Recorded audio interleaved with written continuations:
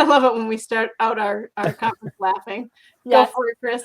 Hi, and welcome back. It's Chris and Elizabeth, and we are very excited to talk to our next guest. With the J in the middle, Brian J. Esposito. Thank you. Or we get somebody entirely different. How are you? Very well, Elizabeth and Chris. How are you today? Great, thank you. And Good. you are we were joking. We need you to verify that background is in fact real. It's real. Look, I do this so there's no green screen effect. So I'm in New Jersey right now. Beautiful. All right. Well, I'm in Maine, and Chris is in British Columbia, in Vernon, British Columbia. And so we will. Hang on just a minute. We got to go live. We are not live. It says we're live. There we go. Now we're live. So I hope that worked. I had an error message on that. Okay. So we can just make sure we're live. We're live. We're live, everybody. And so there are glitches here and there. We are learning too as we go. So I'm Elizabeth here with Chris and Brian J. Esposito. And we did just make Brian verify that your background is in fact real from Jersey. You can do that again if you want, just so we get beautiful. All right. And he's real. And here we go. Thanks. So Brian, thank you for being here with us. Oh, it's my pleasure. And we get to chat with you about success. Boy, you have a long list of things that qualify you as being a successful entrepreneur. Is that what success is all about to you? No, not to me. I'm wired a little differently. I often define my definition of success as going through life without hurting anybody. So whether you do intentionally or unintentionally, do what you can to try to make it right, even if it takes years. So that's my definition of success. Money comes and goes. Business successes, you have the highs and the lows. So what's consistent should be your integrity, how you treat people, and the mark that you leave on this life that you have. Okay, Brian, I've just adopted you. That's fabulous. Yeah. That is. I'm so glad. Thank you. I need a home. Come to Canada. We got you. Right. But that's a beautiful sentiment to start us off with success, because one of the things Elizabeth and I talk about at Best Ever You all the time is how do you define it? And what a great start with chatting with you, despite all of your business and financial and technology, software success. I'm going to missay the words. I better let you tell us about Esposito Intellectual Enterprises, because I'm going to fumble. No, I don't think you will. I trust you in defining what I've built. So what Esposito Intellectual Enterprises is over 20 years of work, and it constantly has evolved. I say for 15, 16 years, I did it so wrong. I created value for other companies and other people, and I was left behind waiting for them to do the right thing. So what it is present day, there's over 75 entities in it. There's over 150 joint ventures around the world, operating in over 25 different industries, and have a presence in over 25 different cities around the world. So with all that being said, what I really love with this chapter of my life is I take everything that I built. So it's not only the companies and the assets that are there, but it's also my experiences and the relationships that I have and the way that I strategize and the way that I think. I love to create value, real tangible value. And I get to work with startups, even up to Fortune 500 companies, and create value, create new business opportunities, show companies how to survive off of cash flows and have positive earnings.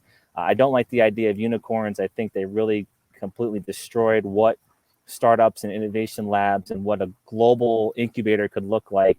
A lot of portfolio companies, if they have one unicorn and they have 100 failures, they're considered a success. And I don't like that model. It is what it is, and that's the way that the VC world and the private equity world work. But in my little ecosystem, it's all about creating real earnings and businesses that are valued off of those earnings, and not a multiplier that's not sustainable or not achievable. Yeah, I sit in the compliance world, so I understand that completely. So for somebody listening who might not know what a unicorn is, do you want to just define that so people understand? It's a mythical, beautiful horse with a horn on it. We have a unicorn journal here. That's the same thing. A unicorn, and don't get me wrong, they do create value and they create jobs, but it's the idea of a business that hits billion-dollar value. Doesn't mean they have any earnings. Doesn't mean they even have any positive earnings. But in their ecosystem, with the investment dollars coming in, they're valued typically north of $1 billion. But the funny thing about unicorns is, and it's not really funny, when they have an IPO moment or they go public, the market's not stupid. The value typically gets brought back down to where their earnings are, and then many years later they break even, and a lot of them even surpass their IPO price. But a good amount of them, the market value gets completely destroyed once they go public. Yeah.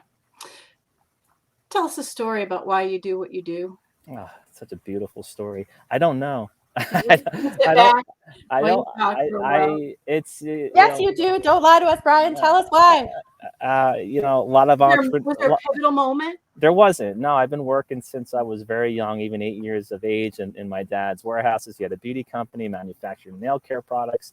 So I love the idea of building something. So I would sit there and I would fill bottles up. I'd put the little brush in, put the cap on it, put the bottle into a box, put 6 boxes into a bigger box and make a display unit and then pack them up to be shipped to a customer. So I love the idea of building something from nothing and creating real value by putting all these different pieces together. So I just continued to go down that path, and my journey's been riddled with hurdles and problems and mistakes, and it has not been easy. So a lot of entrepreneurs listening, or business people or professionals listening, there's not always a definite answer to why we do what we do. I do think it's in our genes. I think it's in our DNA.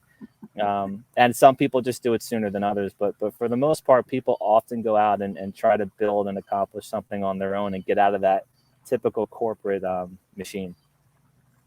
Mm-hmm. I mean, you're right. Not everybody started when they were 8. So, Child labor laws were not in effect in the early 80s. I think with family, there's always succession. I laughed at that. I'm sorry. That's bad. Can't edit that out either. Hi, we're live. That, yeah, whatever. Anyway, all right. We just changed the whole interview. It's no longer about success. It's the true story of Brian J. Esposito, and we need some fireworks. Well, I have to add on there because, I know that feeling of family business. I mean, I grew up, both of my parents never had a job where they went to work for someone else. They were always entrepreneurial and multiple businesses. I had part of my childhood that one of them went bankrupt even. So, I mean, there's ups and downs and everything like that, but I know that feeling of being a kid and seeing your parents work like that and getting involved Yes. so that that entrepreneurial spirit becomes like part of you and you're helping in the background no matter what age you are. I totally get it. 100%, Yeah. 100%. And there's Yes. sacrifices too. When you have both parents like that, that means the family time's typically a little bit jeopardized because everybody's working. So there's that balance of success or professional life and home life. There's usually a sacrifice, especially in the entrepreneurial household. Yeah. I grew up with my parents owning a chain of video stores Okay. that were pre-Blockbuster. And we had 20 stores all over Iowa and Illinois. Amazing. And I worked renting. I know everything about movies and I talk in movie quotes from renting so many movies all the time to people. So it's Be kind, rewind. That doesn't even exist oh my God, anymore. that sticker, be kind. I have VHS tapes still. I can't admit it. But tell us about the kindergarten you. You told us about the 8-year-old you, but let's go back a few years, or even preschool or something like that. What did you want to, if you weren't doing this, what would you be doing? So yeah, I do remember those career days. I mean, my passion and my dream, and Elizabeth, we talked about this often, was becoming a baseball player. I trained to be a player. I coached camps with professional players. That was my calling. And something happened in high school where I had a very awful high school coach. I had a great deal in a ride to go to St. Joe's and play college ball. But I allowed somebody to rip the passion away from me, and I'm grateful for that moment because I always have something to think back of whenever somebody's trying to take something away from me that I love. I refuse to let it happen because I did that once already in this lifetime. So I have to thank that person for putting me on this path. But that was my dream, but that wasn't kindergarten to 5th grade dream. I always dressed up like a lawyer, said I would become a lawyer. So I can connect with that type of mentality and trying to win. So yeah, I was always dressed up as a lawyer for career day. Awesome. I think I had this outfit on. Actually, if I was... Got it right there. Yes, still wearing the vest and tie, looking very smart, dapper today, sir. Thank you.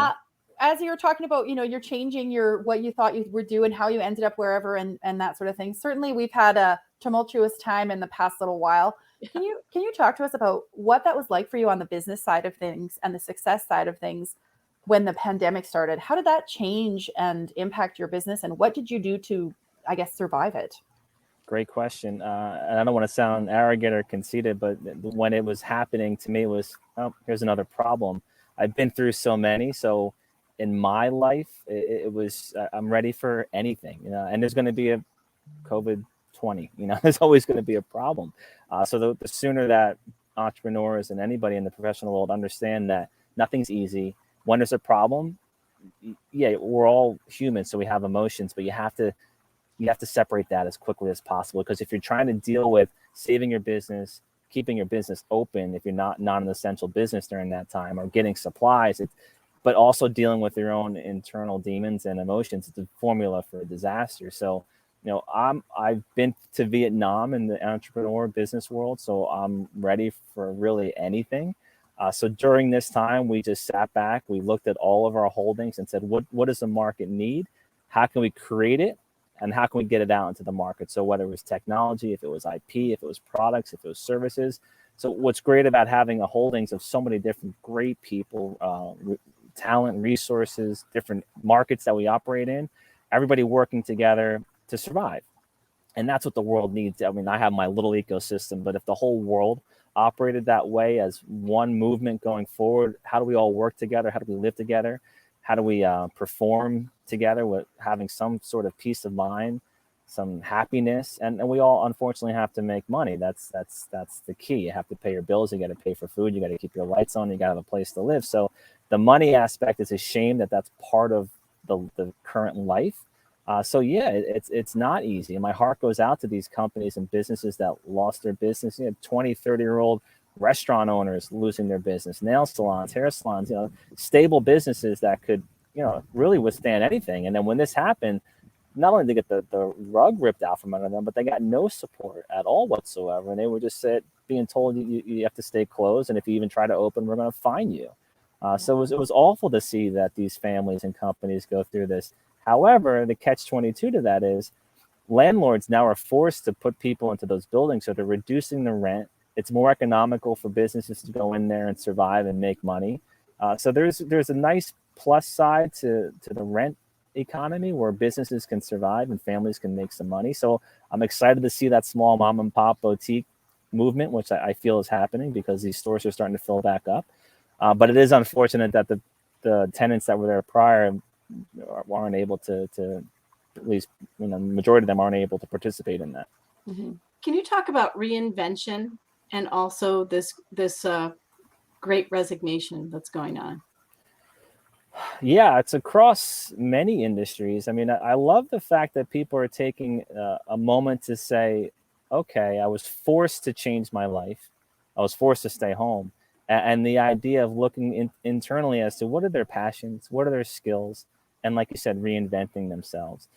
That's great because I don't care what you do. If you're not happy in what you do, you're not living. And again, these are my opinions, so I don't want to judge anybody. But if you aren't passionate and loving what you do, then you need to get off that hamster wheel and find what you love to do. And this was a great moment for people to do that. Some things that I see a lot of are personal coaches, business coaches, consultants. I'm seeing such a flood of that. And that's great because people are taking all of their experiences like I had to do and learning how to value yourself and put a price tag on yourself and realize you can control your own world. You can have a few clients and make a nice living and have a business and on your terms and have some balance and quality of life. So yeah, I like what's happening. It's not a cure for what happened in the economy or the rebuild that has to happen. But it's nice to see that it looks like people are starting to look at, I'm not going to do what I don't want to do anymore. I want to do what makes me happy, and I want to be valued and make money on what makes me happy. Yeah, I've seen that wave too, and I think it's an incredible wave. I think even Elizabeth and I are examples of that because we've had to pivot and change from, I used to do a lot of on-stage presentations and huge events with people physically coming to interact and talk and collaborate, and now it's shifted to online and different things like you were saying there.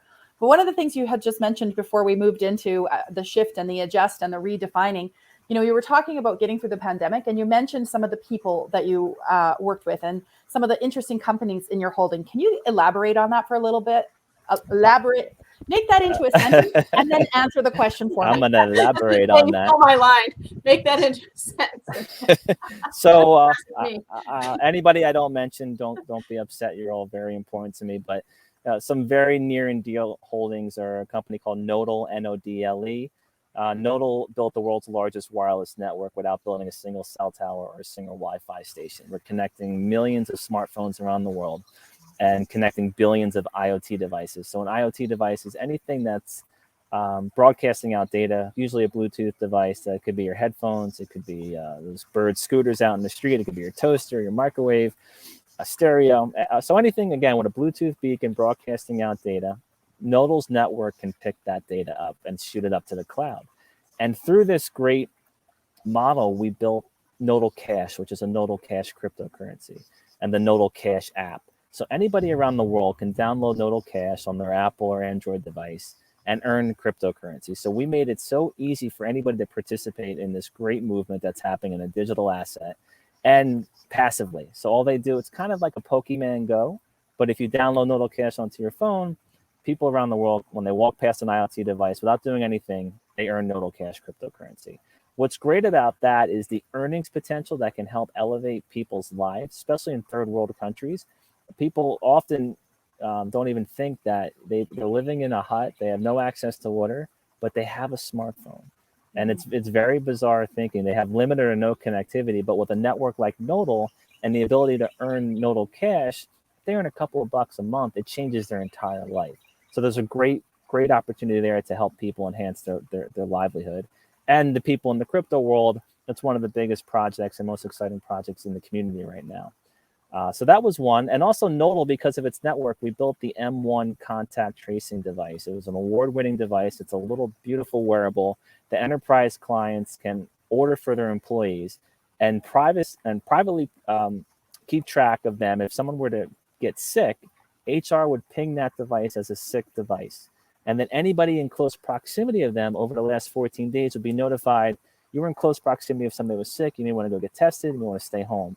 So the important thing about that is, if in the past, for a Tyson food plant, for example, or an Amazon warehouse, if one person has an infectious disease such as COVID, they've been shutting down the entire facility. But if that one person was only in close proximity of 2, 3, 20 people, then those people just need to be monitored and stay at home, and the other 50, 100, or 1,000 people can continue to stay at work. So the important thing is keeping people working and keeping production moving and keeping the business open. So that was a great win, and that came to be, like I said before, it's having the right access, the right talent, being able to move fast and get a product to market that the market needs, and that was a phenomenal move for Nodal and what we did for the world with that product. Another one, if you want to keep going, but it's up to you how much time we got. Yeah, go one more, and then I have a question if you want to tie it in somehow. Sure. Or pass on crypto ETFs. Oh, well, because they just went public the other day. And you have 8 minutes and 12 seconds left in the whole interview, so be mindful. Do you want to, so pick, like, do you want to talk about crypto ETFs at all, or? Not particularly. Okay. It's great. It's great to see that SEC regulated that. It's great to see that they have a public vehicle for it, and it's nice to see traditional generational wealth be able to participate in this. When that there's been a disconnect with people not understanding crypto or knowing how to get into it. So it's nice to see that happening, and I think that's going to help the movement. But yeah, I'll stay on the meme stockland. Okay, keep going. The other company, again, amazing what we've done. It's called Turncoin, and we launched virtual stacks. Virtual stacks are the ability to invest in people. We have the full support of Patrick Mahomes, Drew Brees, Randy Jackson, and a slew list of other amazing, talented people, whether they're athletes, entertainers, celebrities, musicians, actors, and business people, artists, anything you can think of. Every industry is going to have its own stacks. And what's great about it is that people that have a large audience, so for example, Patrick Mahomes won the Super Bowl, millions of fans around the world can buy a virtual share in him and participate in his journey. So it helps monetize what he's built. The other part, which is great about it, is it helps people fuel their career. So the amateurs that are trying to become professionals, or the musician that wants to be a singer but has no money for a guitar, they can put a virtual stacks of themselves on this platform, and they can go to their friends and their family and their peers and say, I'm going to be a famous musician. I'm going to be a famous artist. I am going to be a famous baseball player. Invest in me and help me on my journey. So across the spectrum, it's going to be great for people to be able to monetize themselves and help fuel their dreams and careers. So That's been one amazing journey. It's been a long road because we had to work with compliance and legal regulators. Compliance and legal is good. And I think we have the best of the best. We didn't launch something like a lot of these companies are launching things and making a lot of money, but I do believe they're going to have some very big issues with IRS, SEC, or whatever the local governments are, because they're not doing it correctly. And we're proud that we did it the long and hard way. Beautiful. So I read on LinkedIn, and I can't open LinkedIn right now because we're streaming and I'll hear echoes, but you are being awarded or recognized for your charitable work.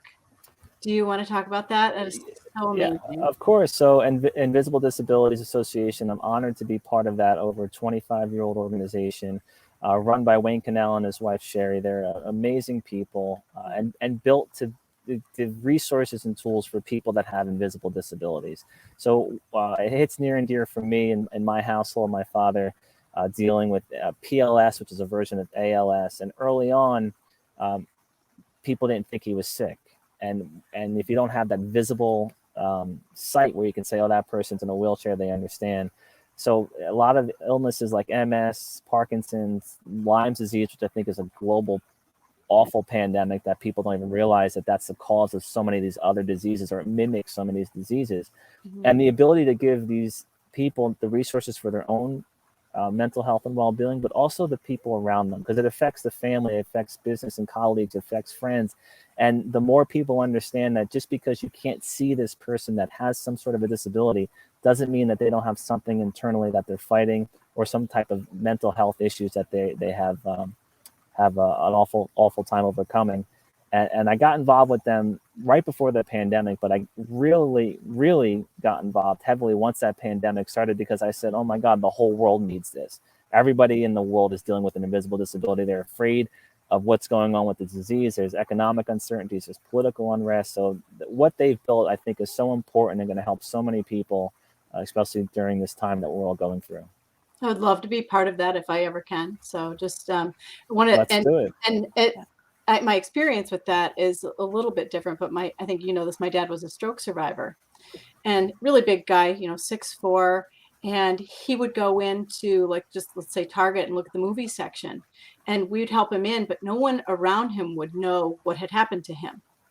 Yeah. You wouldn't know he was a stroke survivor who was blind this way, and he'd bump into somebody and people would be just furious with him. And you like wanted to put a t-shirt on him or something that said, careful, I've had a stroke, I'm going to bump into you. But he would bump into someone and hand them a card that said, I'm sorry, I've bumped into you. I'm a stroke survivor. I'm so sorry if I've, that kind of thing. And Invisible disabilities, we do have those lanyards and cards, and we're working with governments to be able to issue them in every state. So I'm so sorry that your father went through that, but there is such a need for that to help people understand. Yeah, I think awareness is key too. Like even us talking about it here today, I think the awareness, we had a conversation just earlier today about the stigmatisms around, and it was mental health we were talking about, but this goes a little bit part and parcel. It's, again, something you can't see. And so talking about it, awareness, we appreciate all that you're doing, and congratulations on being recognized for it, because as you said, it is incredibly needed. So yay. I love you guys. Let's talk more often. This is amazing. Yeah, we love you too. I wish we could talk to you. You're one human being I wish I could talk to just about every day, but I kind of do. Okay, it's a new segment in our success show today. We are going to talk every day. We're going to talk about how great we are. Let's go. Yeah, let's do it. Every day. So tell us about what's happening with the next, what's coming up for you. We've got only a couple minutes left. What's next on the horizon here? Honestly, for the first time, I think I'm going to try to, and I hate when people say honestly, that means everything I said before is not real. Gotcha. I'm going to try to work on, preaching, what is it called? Following what I preach, because I want people to follow their practice what you preach. Because I want people to, when I work with these startups and companies, I make sure that they have a work-life balance. I make sure they understand the small wins and the victories, because I don't do it. So I'm living vicariously through these other people. I think we all do that, Brian. Just so you're clear, we live vicariously through other people who. Okay. All right. So I'm not alone. I'm not alone. You're not alone at all. Also that do as I say, not as I do. So that's I'm guilty of that sometimes. All have our moments, but I'm really honored that you're in the Change Guidebook and your story is going to be in there, and I'm so grateful to have you as a friend, and I'm so proud of you for all that you do. And I just we wish you just all the success in the world. Before we go, Chris, one of the things that I'd love for you to do is just give us a definition of success on your terms. What does that mean to you? For me? Mm-hmm. Yes. And the you same thing started it. You started it. I started in the So we're beginning. going to Yeah. wrap it up with it as well. So please Yeah. wrap up with Give us reminders. one more. So That's on your terms. Of course. So on my terms, it's going through life without hurting anybody. And if you do, whether it's directly or indirectly, do what you can to try to make it right. And whether it takes a day or years, it's very important to understand that we're all equal. We need to treat everybody with respect, no matter what they have in the bank or not. And you never know what somebody's going through. So if somebody does do something to you, in retrospect, also say a prayer for them, wish them the best, and don't let it affect your life or your day. So, that's the golden rule, right? Just go through life without hurting anybody. Beautiful. Thank you. Thank you very much for being with us. All right. Thank you so much, Brian. Have a beautiful Thank you, day. Elizabeth. Thank you, Chris. Bye. You Take too. care. Bye for now.